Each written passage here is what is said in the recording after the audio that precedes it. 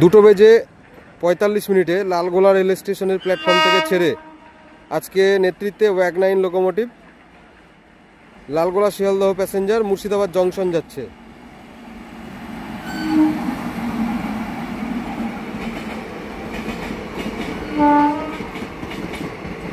আর এইখানে নির্মাণ হচ্ছে 143 নম্বর রেলগেট আন্ডারপাস, তার উপর থেকে ট্রেন চলে যাচ্ছে। নিচ থেকে আপনারা চলে যেতে পারবেন। দুদিকে সার্ভিস লেনও তৈরি করা হয়েছে, গুরুত্বপূর্ণ রাস্তা। একদিকে কাটরা মসজিদ আর একদিকে নবাববাড়ি হাজারদুয়ারি প্যালেস। দেখতে পাচ্ছেন লালগোলা প্যাসেঞ্জার মুর্শিদাবাদ জংশন যাচ্ছে।